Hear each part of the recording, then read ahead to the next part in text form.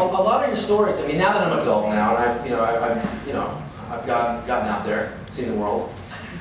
I've seen Twilight Zone. Was this a big influence? I feel like a lot of the B movies from the 50s, a lot of sci-fi movies. You grew up in my father's generation. My dad loves Twilight Zone. Yeah. Rod Serling was a real hero of mine. Yeah. And I had a lot of big influences. When I was a kid, there were these really scary comic books called Tales from the Crypt. The HBO series freaked me out. All the horror. They were just great, gruesome, bloody comics. I loved them. They all had like twist endings at the end. And they were very influential on me. Yeah. And I used to read them in the barber shop because my mother wouldn't let me bring them in the house. So, this is a true story. Every Saturday I'd go get a haircut. No hair when I was I think it had an unwanted effect there. So many haircuts.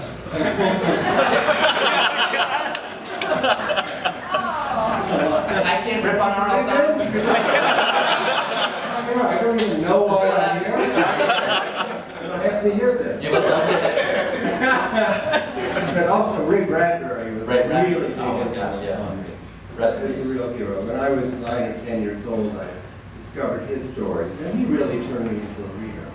He was just a real champion of mine. I had a chance to meet him, but this is a very embarrassing story. Let's hear it.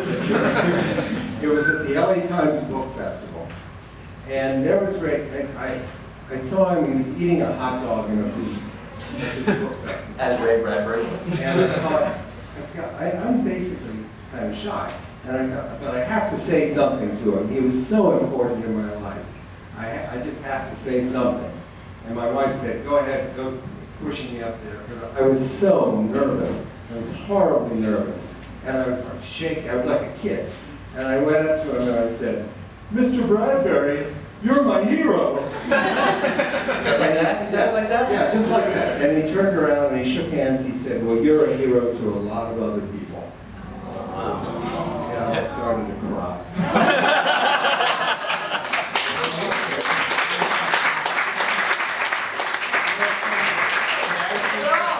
Oh, really? Sometimes, things are like too nice. Yeah. Just at the moment. It's a soft spot of R.L. Stine.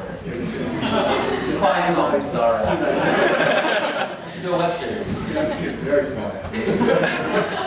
Well, you hung out with Ray Bradbury. I've got a question. How tired are you with Judy Blume? Judy and I are friends. Yeah?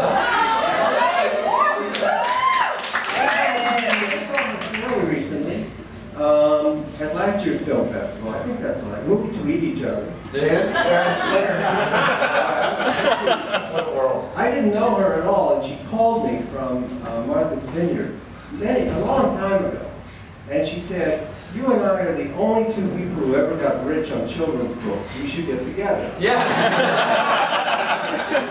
Before Harry Potter. And that's how I met her. Well, I imagine there's a hidden mahogany paneled room in the children's section of the NYPL where you and Judy and the Berenstein Bears, Arthur's Adventures, you're all just hanging out back there. Smoking chocolate cigars, sipping on juicy juice. Fantasize about this. You're all the children's book. I always say it's a money eat money business. Manipulative.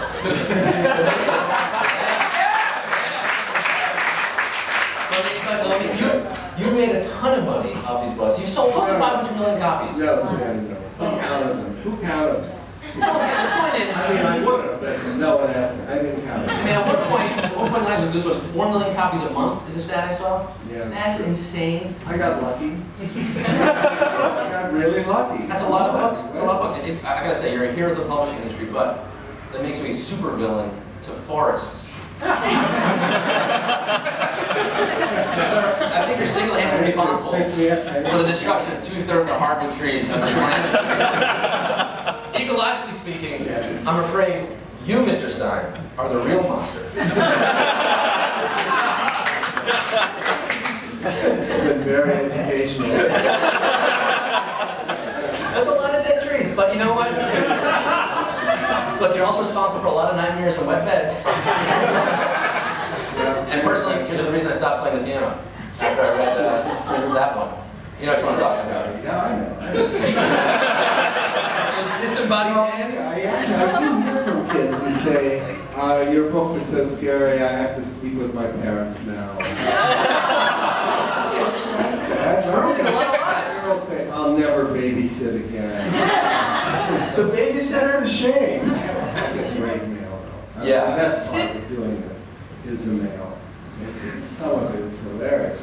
Last week I got a letter that said, Dear R.L. Stine, I love your books, but I'm having trouble keeping up. Do you think you could stop writing for a while? That's cute. I like that. So people actually still send you letters in the mail, snail mail? I still get I get about 200-300 letters a week. Wow. Mailman hates it. Keeping the post office in business. I know, but he has the canvas bag, he throws it into my apartment.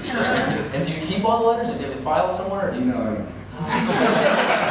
don't. Sorry, kids. Make sure the kids, you see that on YouTube, he burns your letters.